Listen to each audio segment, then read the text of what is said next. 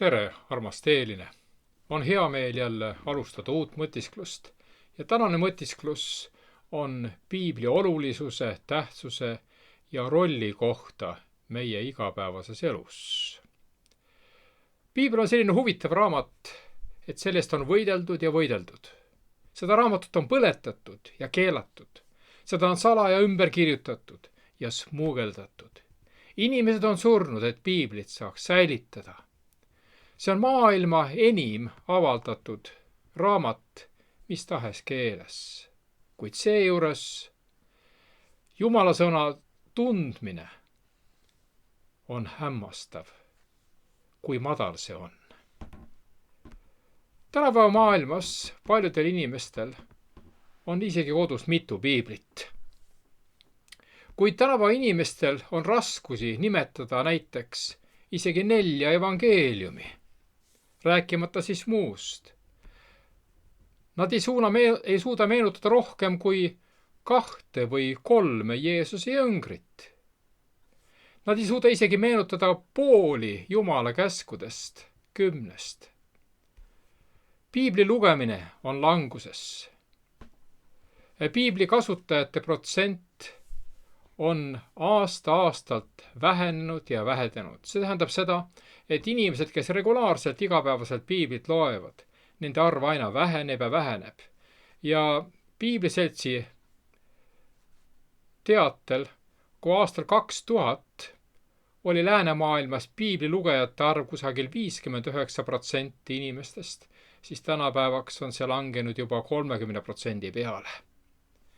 Tegelikult piibliseltsi kohaselt piibli kasutajaks loetakse kedagi, kes loeb piiblit 3-4 korda aastas.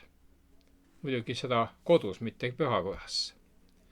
Hebra raamatu 4. peatükk ütleb, et Jumala sõna on elav ja vägev ja teravam kui ükski 2-terane mõõk ning tungib läbi, kuni ta lõhestab hinge ja vaimu, liikmed ja üdi ja on südame meelsuse ja mõtete hindaja. Võiksime küsida, miks mõned inimesed surevad Jumala sõna eest ja samas teised lasevad tolmu koguneda selle peale enam rohkem ja rohkem. See sõltub ju sellest, kui palju sa sellest hoolid, kui palju sa oled omanud kogemusi pühakirjaga. Keegi on öelnud, mida rohkem sa oma piiblit avad, seda rohkem oled sa valmis sellest surema. Mis juhtub uskliku elus, kui me tõeliselt sõna oma elus kogeme? Ja vastupidi, mis juhtub siis, kui me sõna unarusse jätame? Sõna hooletusse jätmine ei ole ohutu. Üks olulisemaid rünnakuid, mida saatan saab sinu vastu ette võtta, on veeretada sinu eluteele takistusi, et sul ei oleks aega veeta Jumala sõnaga. Ja siin on mul välja kirjutatud 5 ohtu, millised meid varitsevad, kui me Jumala sõna lugemise ja selle üle mõtisklemise hooletusse jätame. Esiteks, me oleme ohus olla kõrvale uhutud. Hebra 2. peatükk ütleb, seepärast tuleb meil palju hoolsamini panna tähele seda, mida me oleme kuulnud, et meid kõrvale ei uhutaks, ütleb üks tõlge. Oht ei ole alati avalik ärataganemine, vaid sageli peen triivimine kursist kõrvale. Kui me sõna näiteks ignoreerime, võime hakata triivima ja lõpuks kaotada oma pääste täielikult. Ja piibel ütleb, kuidas siis me võiksime pageda, kui me ei hooli nii suurest päästest. Sõna lugemise hooletusse jätmisel meie vaimne elu hakkabki triivima. Ja küsige enestelt, miks ma pole Jeesusele nii lähedal? Ja vastus on ainult üks, sest sõna on hooletusse jäetud. Teine oht on kahtluse oht. Hebra raamatu 3. peatükk ütleb, hoidke end, vennad, et kellelegi teie seast ei oleks kuri uskmatu süda, et ta lahkuks elavast Jumalast. Kas kahtlus siis tõesti võib panna meid Jumala sõna hooletusse jätma? Kahtlus Jumala sõna autoriteedis, kahtlus Jumala sõna õpetustes ja küsi, miks on minu kristlikus kogemuses kahtlusel kohta?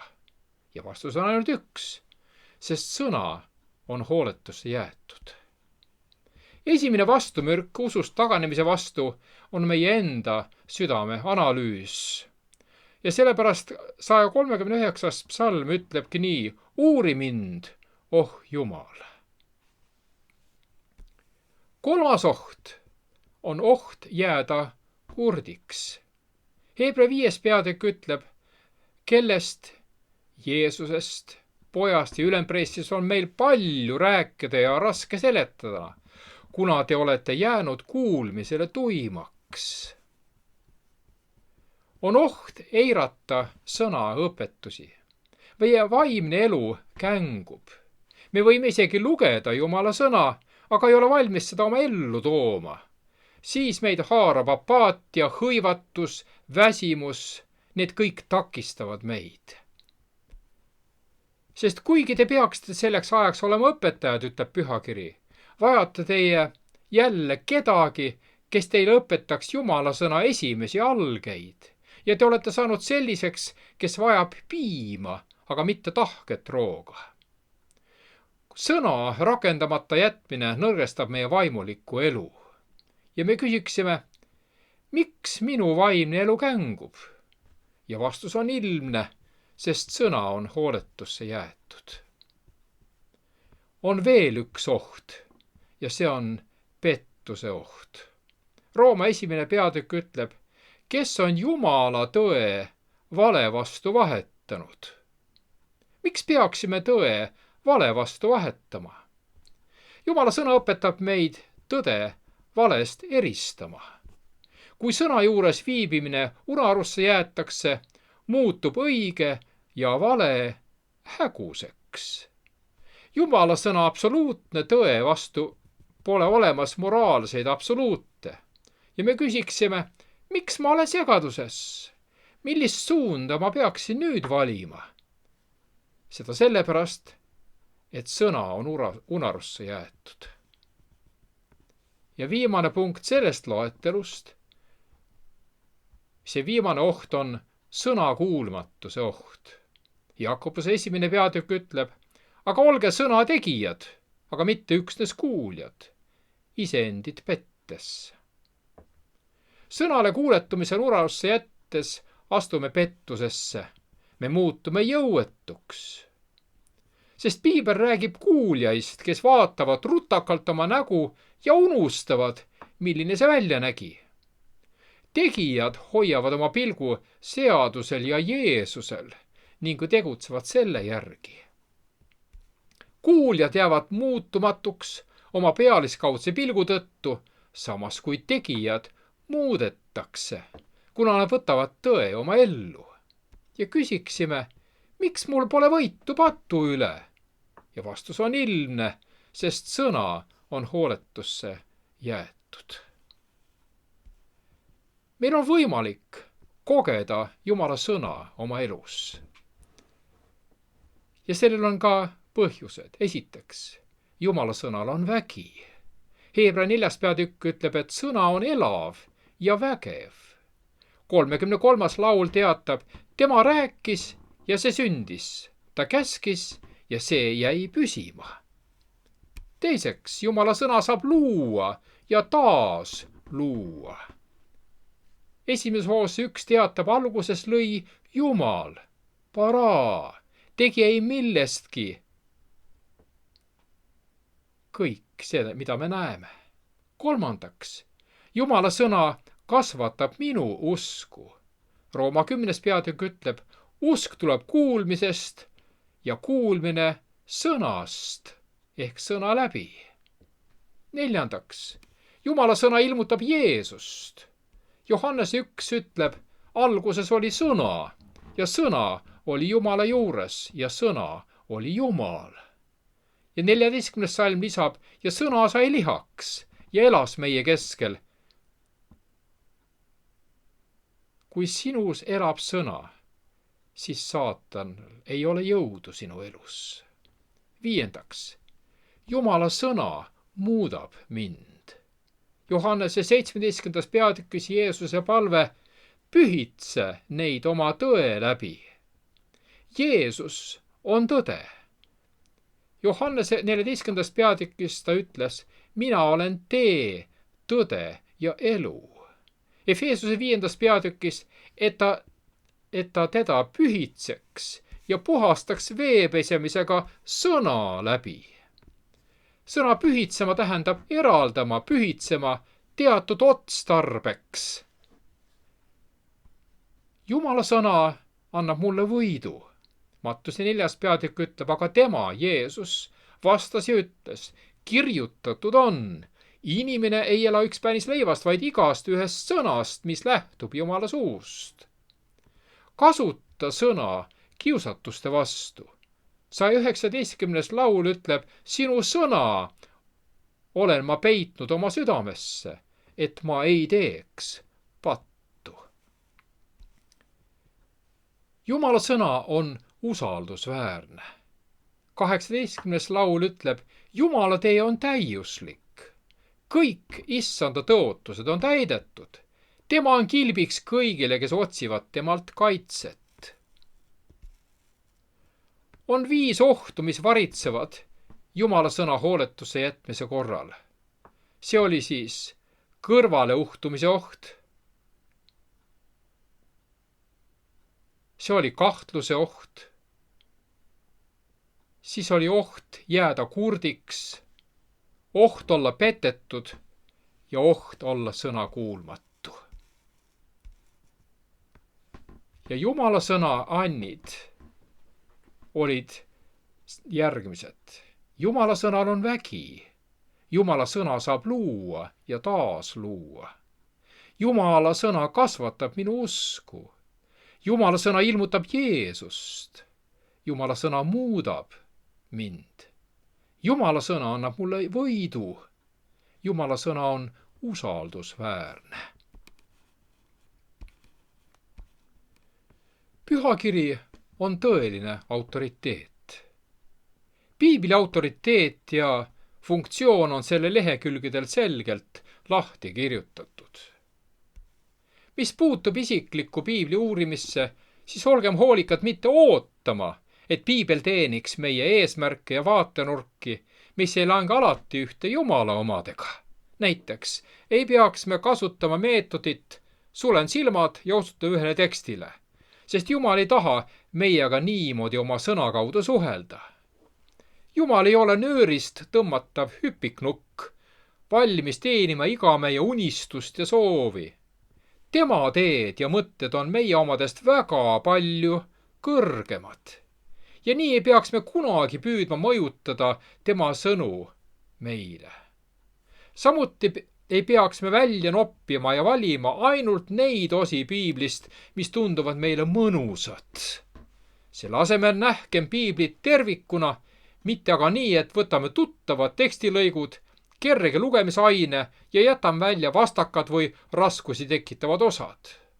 Kui me tahame tõepoolest, et Jumal meie elus kaasa räägiks, siis tuleks piiblit uurida hoolsalt, võtta seda tervikuna ja kasutada põhjendatud uurimismeetodeid, usaldades, et Jumal avab selle, mis meile on vaja kuulda, just siis, kui meil on vaja seda praegu kuulda.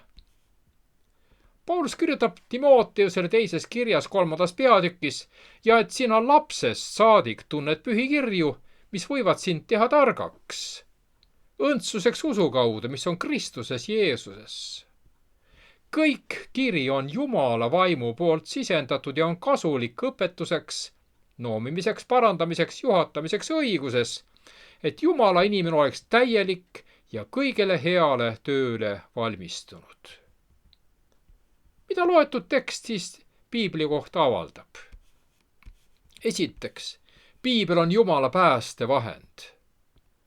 Pühad kirjad võivad teha targaks päästeks usu kaudu, mis on Kristuses Jeesuses. Just seda me lugesime praegu.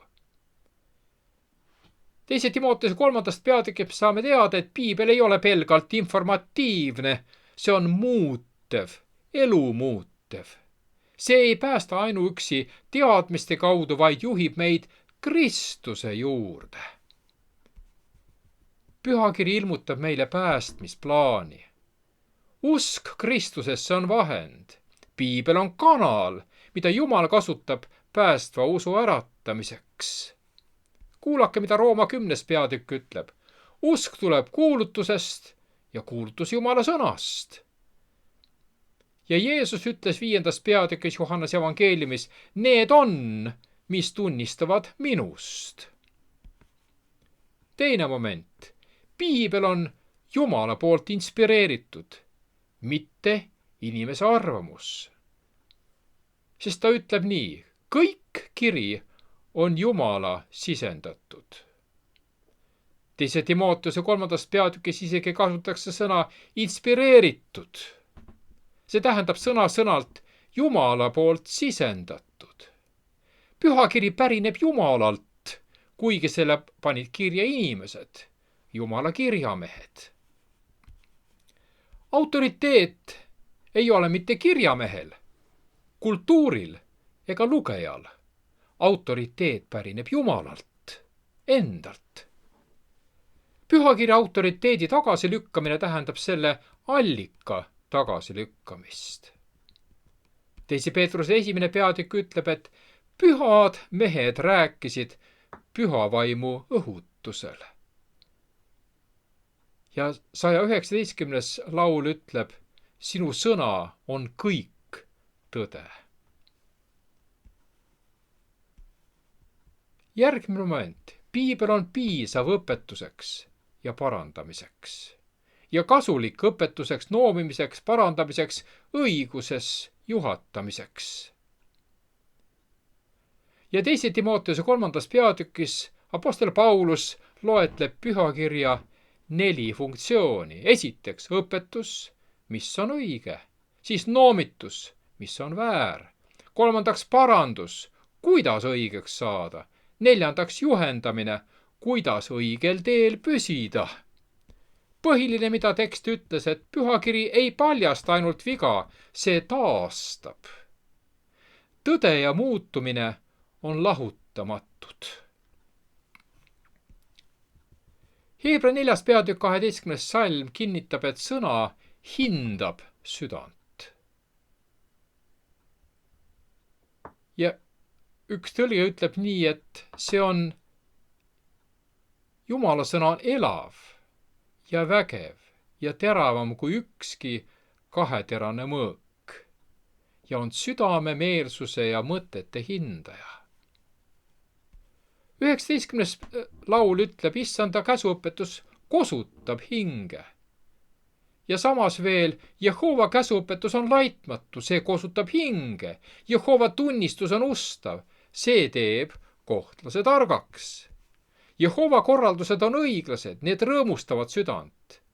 Jehova käsk on selge, see valgustab silmi. Jehova kartus on puhas, see püsib igavesti. Jehova seadlused on tõde, need on puha õiged. Kuid piiblil on veel üks funktsioon. Piibel varustab usklikku täielikult eluks ja teenimiseks. Sest pühakiri ütleb, et Jumala inimene oleks täielik ja igaks heaks teoks ette valmistatud. 2. Timoteuse 3. peatükist me leiame veel mõtte. Piiblis pole midagi puudu. See ei vaja täiendamist. Pühakiri eesmärk on täielik. See valmistab usklikke ette mitte ainult uskuma, vaid ka elama ja teenima. Jakobuse 1 ütleb, olge sõna tegijad. Ja Joosua 1. peatükis öeldakse, edu tuleneb sõna üle mõtisklemisest. Inimmõistus on aga ikkagi inimlik, võimeline eksima ja petma. See pole kunagi eksimatu. Inimmõistusel on võimalik Jumal kõrvale tõrjuda, et proovida asju ise lahendada, mis asetab end mõtlemise osas Jumalaga võrdseks või isegi kõrgemale. Inimesed võivad pühakirjale läheneda ülbe ja kriitilise vaimuga, arvates, et nad on seda kõike varem kuulnud ja et selles pole midagi uut. Aga just siis, kui tunneme end tähtsana, enesekindlana, iseseisvana ja mitte millestki ilma jäävana, jätame hooletusse oma suhte Jumalaga ja toetume oma piiratud teadmistele ja vigasele arutluskäigule. Piibel on tõe varasalv. Ja siinjuures oleks kohane rääkida teoloogilisest liikumisest, mis kogus hoogu 1960. aastatel ja mida sageli kirjeldatakse kui katset teoloogiat omaks võtta või ümber defineerida. Selleks, et mõista, mis siis toimus, on vajalik teada ajaloolist kaasteksti. See oli aeg, kui oli just Teine maailmasõda läbi ja levis skeptitsism. Kogu maailm oli vapustatud nendest õudustest, mida inimesed kohtasid ja nägid Teise maailmasõja käigus. Kui inimesed olid olnud tunnistajaks laialdastele julmustele, massilisele surmale ja kannatustele. Ja kogu ühiskond oli haige sügavast moraalsest läbikukkumisest globaalsel tasandil. 1960. aastateks oli sõja üle elanud lapsed juba täiskasvanud ja paljud küsisid, kus oli Jumal? Mida Jumal pärast kõike seda üldse mõtleb? Just selles kliimas hakati Jumalast rääkima mitte kui isiklikust, ennast ilmutavast olendist, vaid kui inimlike väärtuste sümbolist ja veel inimteadvuse projektsioonist. See mõtteviis on tihedalt seotud eksistentsialismiga. Eksistentsialism väidab, et sina eksisteerid esmalt. Puudub loomupärane tähendus. Sina ise otsustad, milline tähendus on ja isegi mis Jumal sinu jaoks on. Esmapilgul võib see tunduda vabastavana, kuid see kätkeb endas tõsist probleemi. Kui me defineerime Jumala, siis me defineerime tõe. Ja tõde muutub sõltuvaks meie praegusest moraalsest seisundist. Kahjuks inimkonna ajalugu ei anna meile palju kindlust inimkonna võimes defineerida moraali järjepidevalt ja konkreetselt. Sest inimesed ja inimautoriteedid on piiratud, neil on piirid. Isegi teadus, olgu see nii väärtuslik kui tahes, ei saa olla tõe lõplik definitsioon. Aga miks siis mitte? Sest teadus põhineb empiirilisel vaatlusel, andmete inimlikul tõlgendamisel. See tähendab, et teadus sõltub sellest, mida me suudame jälgida ja vaatlus ei ole alati piisav. Tooksin siin ühe lihtsa illustratsiooni, mis selgitaks eelpool öeldut. Juhuslikule vaatlejale tundub, et maa on lame. Ilma laiemate teadmiste või perspektiivita võiks järeldada, et see ongi lame. Aga tõde nõudis kõrgemat vaatenurka. Samamoodi on lood ka Jumala puhul. Ainuüksi inimlikust vaatenurgast ei piisa. Kord küsis üks suur valitseja, Pilatus, mis on tõde? See on iga ajastu eksistentsiaalne küsimus. Kuid pühakiri ei jää siin vastuseta, sest pühakirjas on vastus. Tõde on isik. Sest Johannese 14. peatükis Jeesus ütleb, mina olen tee ja tõde ja elu. Seega tõde ei ole pelgalt mõiste, tõde on isik. Piibel arendab seda teemat järjepidevalt. Näiteks Johannese 17. peatükis, kus Jeesus palus, pühitse neid oma tões, sinu sõna on tõde. Ja ilmutamise raamatu 19. peatükis nimetatakse Kristust Jumala sõnaks. Niisiis, Jeesus on tõde. Jeesus on sõna. Seega on sõna tõde. Sõna taga peitub autoriteet. Ja 1. Thessaloniki 2. peatükk kinnitab, et Jumala sõna ei ole pelgalt inimlik õpetus, vaid jumalik ilmutus. Vastu võetud mitte inimeste sõnana, vaid nii, nagu see on tões Jumala sõnana. Seega saame öelda, et tõde ei ole kultuuriliselt läbi räägitud, ka mitte moraalselt konstrueeritud ega ka mitte isiklikult kohandatud, sest tõde on ilmutatud. Neile, kes siiralt tõde otsivad, tahaks öelda järgnevat. Jumalat ei defineeri inimkond. Tõde ei looda konsensuse teel. Selle tähendust ei otsustata tunnete järgi, sest Jumal on tõde. Ja kuna Jumal on tõde, siis on Jumala sõna tõde, sest seda toetab Jumala enda autoriteet. See ei ole inimarvamuse meelevallas olev teoloogia.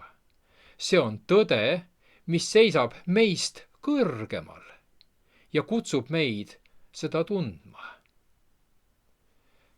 Nagu me juba varemalt lugesime täna Hebra 4. peatükist salm 12, et Jumala sõna on südame meelsuse ja mõtete hindaja. Kas sa panid tähele? Jumala sõna on südame meelsuse ja mõtete hindaja, mitte vastupidi, nagu see oleks nii, et südame meelsus ja mõtted on Jumala sõna hindajad. Kaugel sellest. Piibel ütleb selgesti, et see on Jumala sõna. Mõnes osas on Jumala sõnad sõna-sõnalt kirja pandud. Isegi Jeesuse sõnad on Piiblis kirja pandud. Teistes osades aga kirjutavad Jumala poolt inspireeritud mehed ja edastavad seda, mida nad on näinud või kogenud Jumala tööst. Ja Piibel väidab end olevat elav, mitte metafooriline. Sest Hebra 4. peatükk ütles, et Jumala sõna on elav. Aga mis teeb midagi elavaks? Siin ma olen reastanud 6 omadust, mida tuleb arvestada. Esiteks, struktuur. Mitu osa, mis on organiseeritud ja töötavad koos. See on elavaks olemise üks tunnuseid. Teine tunnus, ainevahetus. Protsessid energia muundamiseks ja elu säilitamiseks. Kolmandaks, kasv ja areng. Kasv ja areng vastavalt kodeeritud spetsiifilistele juhistele, mis on pärit Jumalast. Siis paljunemine, võime paljuneda ja edastada teavet oma järglastele. 5. reaktsioon stiimulitele, keskkonnamuutustele. Ja 6. võime säilitada stabiilset sisekeskkonda vaatamata välistele muutustele. Aga kõik see eelpool öeldu kehtib Jumala sõna kohta. 1. Peetruse 1. peatükis Peetrus võrdleb Jumala sõna riknematu seemnega, mis meisse külvatuna saab vahendiks, mille kaudu me uuesti sünnime. Hävimatu, ei lagune ega muutu viljatuks. Ta võib tunduda meile uinuv, kuid mitte surnud. Seemne sees on elu. Ja ei ole olemas tormi, temperatuuri ega pH-d, mida see ei taluks. See elab ja püsib igavesti. Kui seeme tärkab, kasvavad sellest juured. Kujutage ette, kuidas need juured tungivad läbi minu mõtete pimedate kohtade. Minu elu. Uus elu on see, mida see puudutab. Johannese 6. peatükis me loeme, sõnad, mida ma teile räägin, on vaim ja need on elu. Et me seda võiksime mõista, siis meenutan 1. Moose raamatu 1. peatükki. kus piibel ütleb, et Jumala vaim hõljub vete kohal. Ja siis järgnevalt me loeme piibli salmidest ja Jumal ütles sõnad, saagu, ja on sündinud. Looja, Jumala vaim, sõna, elu käivad koos, sest kirjatäht suretab, aga vaim teeb elavaks. Me ei tohiks neid lahutada. Püha vaim teeb Jumala sõna elavaks, mõjusaks ja elu andvaks. Jumala sõna on mõjus ka teis, kes usute, ütleb pühakiri. See tähendab, ta tegutseb mõjusalt. Seal on vägi tegutseda, olla edukas. See, mida öeldakse, saabki tegelikkuseks, sest püha vaim teeb Jumala sõna mõjusaks. Ainult siis, kui püha vaim tuleb meie südamesse ja istutab meisse tõe seemne, on sõna mõjus. Püha vaim on ainus jumaliku tõe mõjus õpetaja. Ilma vaimuta ei saa me Jumala sõna mõista. Isegi sõna kuulutamine ei ole mõttekas ilma püha vaimu pideva kohalolekuta ja abita. Vaim on, kes teeb tõe elavaks, andes sellele väe hinge pühitseda.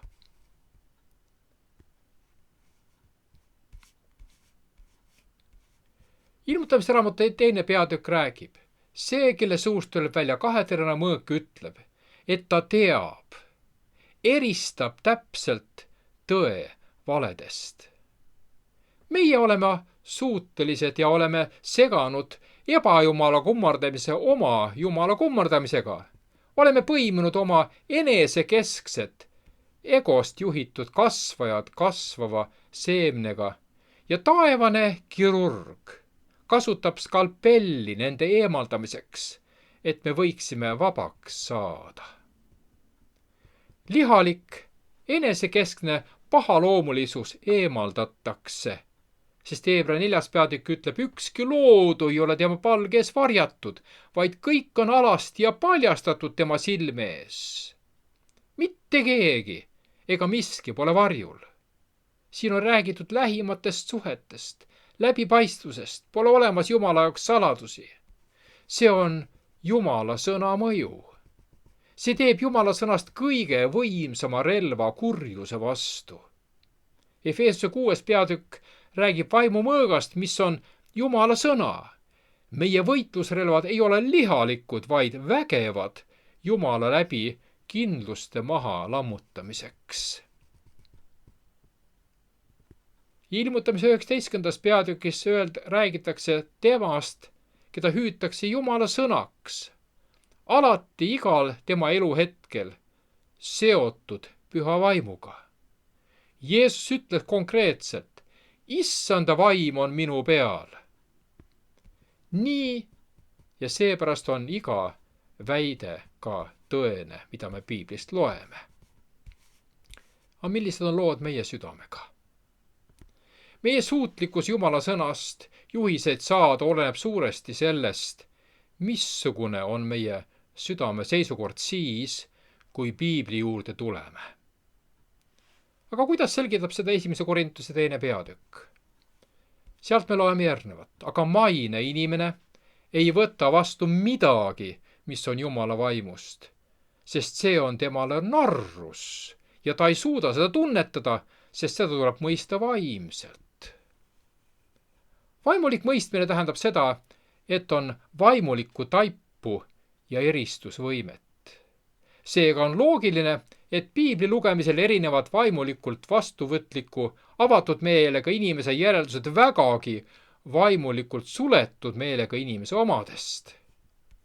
Keegi, kelle meelest on piibel narrus, ei otsigi selle lehekülgedelt tõde. Niisiis on Jumalaga lähedasemaks kasvamisel väga tähtsad mõlemad, nii meie suhtumine piiblisse kui ka lugema asumise moodus ehk viis. Kuidas selgitab seda apostel Paulus 7. Thessaloniki 2. peatükis? Ta ütleb, ja seepärast me tänamegi alatasa Jumalat, et kui te meie käest saite kuulda Jumala sõna, siis te ei võtnud seda vastu mitte inimeste sõnana, vaid sellena, mida see tõepoolest on.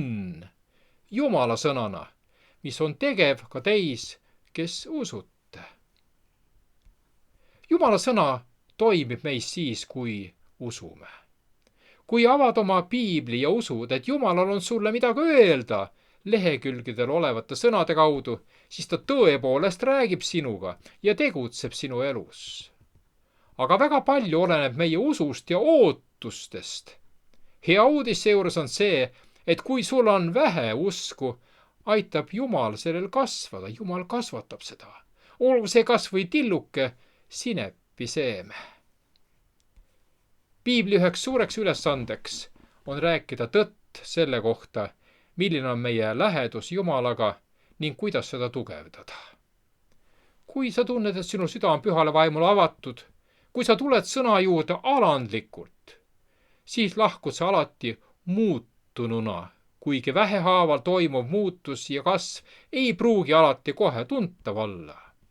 Aga kui klammerdume oma ükskõiksuse ja patu külge ega ole tahtlikud muutuma, teeb piibli lugemine meile vähe head. Püha vaim ergutab meid astuma lähemale Jeesusele Kristusele. Kas me siis tegelikult tahame astuda lähemale? Kui jah, siis saame tarkust päästeks, ütleb piibel, ning meie nägemine laieneb sel moel, mida me poleks kunagi isegi ette kujutanud. Kui küsiksime täna eneselt lõpuks, millise südamehoiaku ja meelsusega meie oma piiblit lugema hakkame? Kas me loeme piiblisse sisse lihtsalt omi arvamusi, eesmärgiga neid õigustada, või me tuleme avatud meele ja südamega, valmis lapselikult uskuma, et näha seda, mida Jumal mulle praegu öelda tahab? Sa mõistad, et see, kuidas sa sellele küsimusele vastad, määrab sinu suuna ja sinu tulevikku. Peatse kohtumiseni.